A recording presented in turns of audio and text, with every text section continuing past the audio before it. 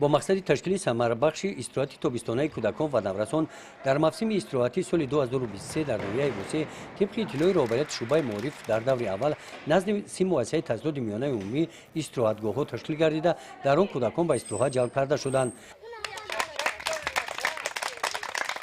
در دهه جوانی دهاتی به نام عبده عوض نزد مؤسسه تحصیلات میانه عمومی رقم 14 در این دوره 60 نفر کودکان برابر 3 نفر معلمان به استراحت فرا گرفته شدند. نقشه کاری مو که از ساعت 8 سر می شود، ساعت 11 انجام کار است.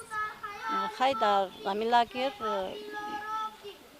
لاگری که در می لاگر خیلی کودکای مو اشتراک دارن خوانندگان مو در از ساعت 8 تا ساعت 11 که ما بسیار بازی ها رو در بین کودکان تشکیل کردگی هستیم.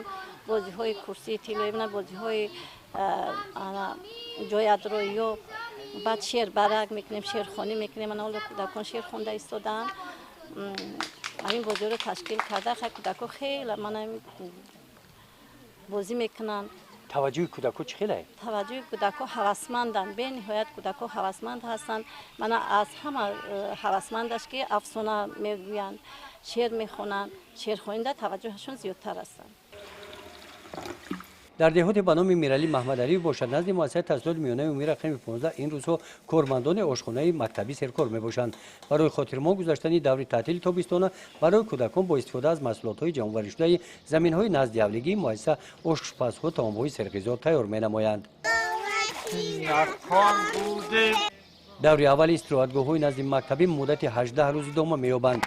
طبق نقشه در این دوره کودکان در استراحتگاه‌های بیرون از ناحیه‌ای نیز با استراحت فرا گرفته می‌شوند. گزارش خواجه نظریف خدای نظر ظهورов از ناحیه واسه برای برنامه اطلاعاتی نوید.